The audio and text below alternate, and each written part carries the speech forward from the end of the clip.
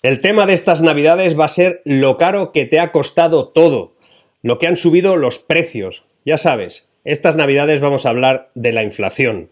Pero hoy me vas a deber algo. Te voy a dar una serie de elementos y datos para que esta Nochebuena nadie sepa más que tú sobre el tema, ni tu cuñado. Por eso este vídeo es como una especie de manual, con el que empezaré con algo de definirte la inflación, luego te describiré las diferentes causas por las que se está produciendo. Es importante porque la que ahora tenemos es muy específica, y te voy a sorprender con una lista de efectos de la inflación, porque hay para todos los gustos, efectos buenos y efectos malos. Lo que pasa es que nos siguen hablando de inflación transitoria y eso ya no está tan claro. De momento no hay manera de parar ese incremento de precios, ya sea por la energía, por el caos logístico o por la presión salarial. La cuestión es que no se detiene y básicamente porque es importante saber de qué se compone, cómo se gestiona y qué es lo que van a poder hacer nuestros gobernantes para inocularnos una solución a la economía, a la inflación. Por cierto, que al final te voy a explicar una anécdota personal sobre mi último viaje a Italia de estos últimos días. Pero eso será al final. Ahora te invito a que veas este vídeo porque la inflación es un tema que también te interesa.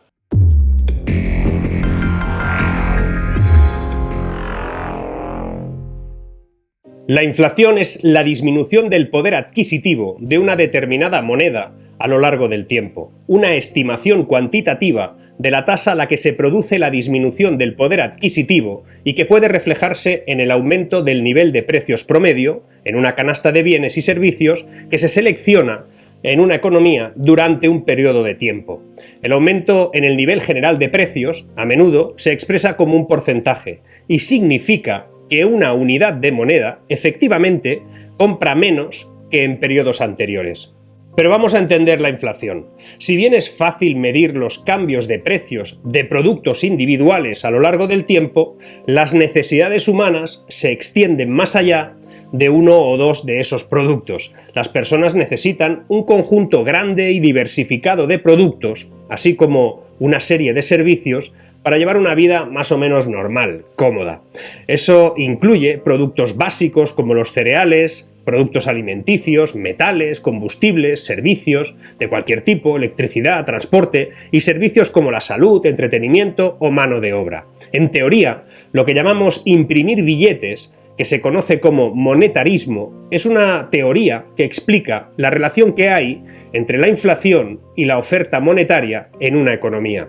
Por ejemplo, tras la conquista española de los imperios azteca e inca, enormes cantidades de oro y especialmente plata fluyeron hacia las economías españolas y europea. Dado que la oferta monetaria había aumentado rápidamente, el valor del dinero cayó, lo que contribuyó a que los precios subieran rápidamente. Algo muy parecido a lo que está pasando ahora. Antes de seguir, déjame recordarte que si no estás suscrito te animo a hacerlo. Y si te parece interesante, no dejes de compartir este enlace. Venga, dale a la campanilla para que puedas ser uno de los primeros en comentar. Recuerda que el debate, si comentas, nutre el conocimiento. Pero vamos a las causas de la inflación. Un aumento en la oferta de dinero es la raíz de la inflación, aunque esto puede manifestarse a través de diferentes mecanismos en la economía. Los bancos centrales, las autoridades monetarias, pueden aumentar la oferta monetaria imprimiendo más billetes y regalando más dinero a las personas, a las empresas, a los estados, y así devalúan legalmente esa moneda. Es decir, también pueden prestar dinero nuevo para que exista como crédito en las cuentas de reserva. Eso lo hacen a través del sistema bancario, mediante la compra de bonos a un gobierno, ¿te suena? O a los bancos del mercado secundario. En todos estos casos de aumento de la oferta monetaria, el dinero pierde su poder adquisitivo.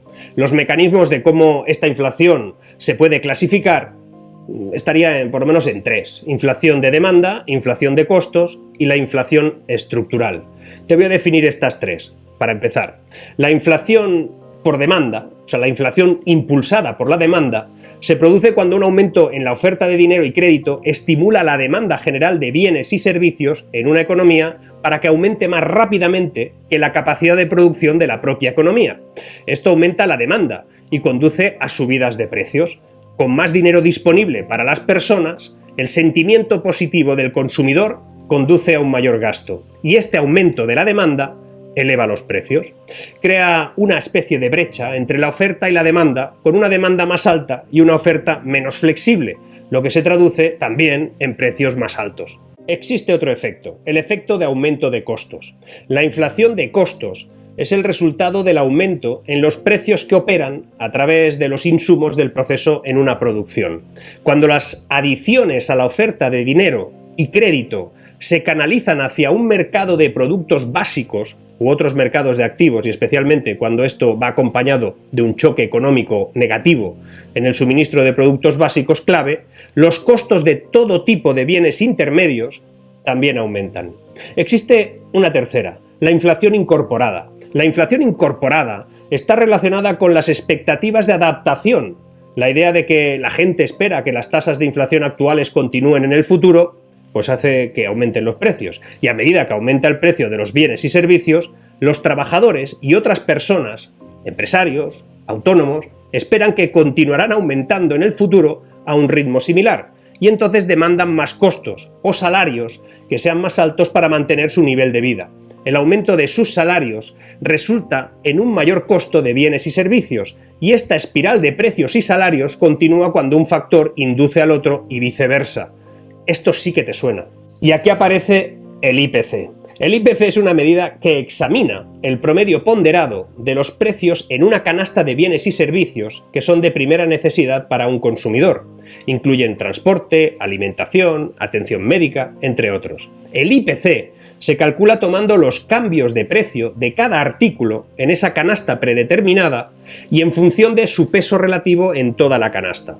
Los precios en consideración son los precios de venta al público de cada artículo, disponibles para la compra y por parte de cualquier ciudadano. Hay pros y contras en la inflación. La inflación puede interpretarse como algo bueno o malo, según el lado que se adopte y la rapidez con que se produce ese cambio. Por ejemplo, las personas con activos tangibles, cuyo precio se cotiza en moneda, como propiedades o productos básicos almacenados, pueden querer ver cierta inflación, ya que eso aumenta el precio de sus activos, que pueden venderse con una tasa más alta. Sin embargo, es posible que los compradores de dichos activos no estén tan contentos con la inflación, ya que deberán desembolsar más dinero. Pero entonces te estarás preguntando, oye, ¿la inflación es buena o es mala? Bueno, pues demasiada inflación generalmente se considera mala para una economía, mientras que muy poca inflación también se suele considerar algo perjudicial. Muchos economistas abogan por un término medio de inflación, baja o moderada, que esté siempre alrededor del 2% anual. En términos generales, una mayor inflación perjudica a los ahorradores porque erosiona el poder adquisitivo del dinero que tienen ahorrado. Sin embargo, puede beneficiar a los prestatarios porque el valor ajustado a la inflación de sus deudas pendientes, se reduce con el tiempo. Por tanto, para algunos, la inflación significa una economía en apuros, mientras que para otros la ven como un signo de una economía próspera. Te voy a describir algunos de los efectos y verás que hay para todos los gustos. Uno malo: erosiona el poder adquisitivo. Este primer efecto de la inflación es en realidad una forma diferente de expresar lo que es. La inflación es una disminución en el poder adquisitivo de la moneda debido a un aumento de los precios, pero de toda la economía.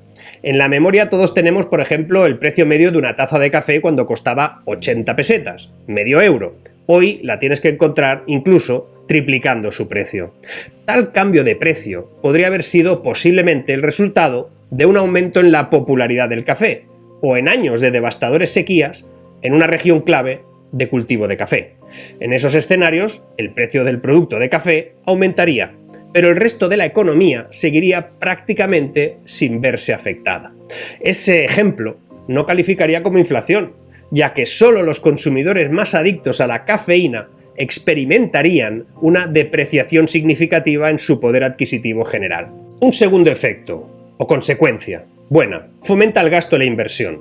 Una respuesta predecible a la disminución del poder adquisitivo es comprar ahora en lugar de más tarde. El efectivo solo perderá valor, por lo que es mejor dejar de hacer las compras y abastecerse de cosas que probablemente no perderán valor. Y eso, en principio, es bueno. Un tercer efecto. Este es malo. Provoca incluso más inflación, la propia inflación. Desafortunadamente, la necesidad de gastar e invertir frente a la inflación tiende a impulsarla a su vez. creando un ciclo de retroalimentación potencialmente catastrófico. A medida que las personas y las empresas gastan más rápidamente en su esfuerzo por reducir el tiempo que mantienen su moneda en depreciación, la economía se encuentra inundada de efectivo que nadie desea en particular. En otras palabras, la oferta de dinero supera la demanda y el precio del dinero, es decir, el poder adquisitivo de la moneda, cae a un ritmo cada vez más rápido. El cuarto efecto es más bien malo. Aumenta el costo de los préstamos. Durante el siglo pasado, el enfoque ha sido siempre administrar la inflación utilizando la política monetaria. Para hacerlo, los bancos centrales vinculan altos tipos de interés a reducir la inflación y bajos tipos de interés a un riesgo de subida de precios. Al aumentar las tasas de interés, es mejor poner algo de dinero en el banco, donde puede ganar gracias a los intereses. Cuando no hay tanto dinero en efectivo dando vueltas, el dinero se vuelve más escaso. Esa escasez aumenta su valor, aunque por regla general, los bancos centrales no quieren que el dinero se vuelva literalmente más valioso. Temen la deflación absoluta, casi tanto como la hiperinflación. Otro efecto. Este en principio es bueno. Reduce el desempleo y aumenta el crecimiento. Existe alguna evidencia de que la inflación puede reducir el desempleo. Los salarios tienden a ser rígidos, lo que significa que cambian lentamente en respuesta a los cambios económicos. Esa hipótesis parece explicar la correlación inversa entre el desempleo y la inflación, como nos pasa hoy en día. Una relación conocida como curva de Phillips. Según esa teoría, a medida que cae el desempleo, los empleadores se ven obligados a pagar más por los trabajadores con las habilidades que necesitan. A medida que aumentan los salarios, también lo hace el poder adquisitivo de los consumidores, lo que lleva a la economía a calentarse y a estimular otra vez la inflación. Este modelo se conoce también como la inflación de costos. Y al menos, a corto plazo, el impulso al gasto y a la inversión conduce al crecimiento económico, por lo menos en principio. Del mismo modo, la correlación negativa de la inflación con el desempleo implica una tendencia a poner a trabajar a más personas, lo que estimula claramente el crecimiento. Y un efecto más, que es completamente distinto y contrario al anterior. También se reduce el empleo y el crecimiento. La teoría económica lucha hace mucho tiempo por explicar la estanflación. Al principio los propios keynesianos no aceptaban que se pudiera producir, ya que parecía desafiar la correlación inversa entre desempleo e inflación que describe la curva de Phillips. Pero ya en los años 70 tuvieron que reconciliarse con la realidad de la situación cuando atribuyeron a la fase más aguda del shock de oferta causado por el embargo petrolífero de 1973 que a medida que aumentaban los costos de transporte, según esa teoría, la economía se paraba. Pero en otras palabras, eso fue un caso de inflación de costos. Pero los economistas del lado de la oferta, que surgieron en la década de los 70 como un contraste a la hegemonía keynesiana, culparon a los altos impuestos, a las regulaciones onerosas y a un estado del bienestar generoso por el malestar. Sus políticas combinadas con un endurecimiento agresivo y de inspiración monetarista pusieron fin a la estanflación y los keynesianos se la tuvieron que envainar. Y en definitiva, la inflación es un arma de doble filo, algo que pronto nos van a vender como incluso algo positivo. Atento, de la lista de efectos buenos y malos, cuando se vea que no es coyuntural, empezará a aparecer en los medios como que la inflación puede ser incluso algo bueno. Cuando el Banco Central Europeo sea incapaz de encontrar la vacuna contra la inflación, porque como te he descrito tiene varias causas cruzadas, efectos diversos y soluciones que precisan tiempo, nos van a vender lo que les interese.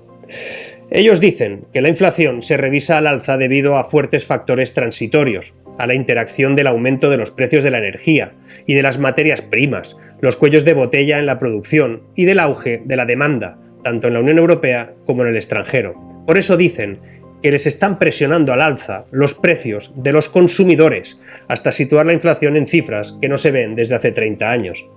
Lo justifican de esa manera. Pero en realidad lo que pasa es que están asustados y por eso cambiarán el discurso. De hecho, el Banco Central Europeo y la Reserva Federal de Estados Unidos buscan quitarle hierro a la inflación con una política estratégica que lo que hace es blindarse para poder mantener los tipos de interés a cero durante más tiempo. Es decir, el Banco Central Europeo y la Reserva Federal Americana no tienen margen de maniobra y por eso siguen ahí.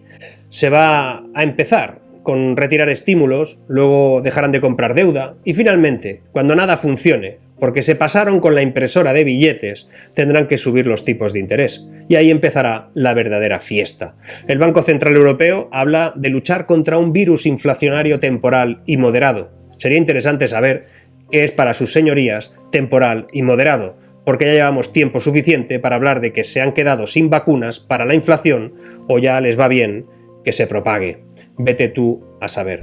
Y ahora, como te decía al principio, te voy a explicar una anécdota que me sucedió en estos últimos días que he estado en Roma, descansando unos días, haciendo de turista, visitando cosas, y bueno, mientras paseaba por la vía del Corso, ahí en el centro de Roma, se me acercó alguien joven y me dijo, Marc, bueno, me llamó, me giré y resulta que era un seguidor de YouTube. Me dijo, soy seguidor tuyo en YouTube, solo te sigo en YouTube. Me encantan tus vídeos. Bueno, la cuestión es que estuvimos hablando ahí unos minutos y me indicó una cosa. Me dijo, oye, ¿por qué no haces un directo? ¿Por qué no haces un directo ya? Sería una buena idea que pudiéramos interactuar contigo a tiempo real y comentarte cosas. Ya somos bastantes, me dijo, ¿no? Como si fuerais, no sé, un grupo de personas. La cuestión es que me dijo que lo hiciera. Y mi respuesta fue la siguiente. Cuando llegue a 200.000. Se me ocurrió así. Cuando llegue a 200.000 seguidores, bueno, que estén aquí suscritos, yo os prometo que haré mi primer directo. Espero que sea pronto, eso ya depende de los que estáis viendo el vídeo que no estéis suscritos para sumar, pero en principio esa es la idea. Cuando llegue a 200.000 haré mi primer directo, que luego ya veremos si son periódicos o no, pero nada, hay que esperar a que lleguemos a 200.000. Poner una meta. Que vaya bien. Hasta el próximo vídeo.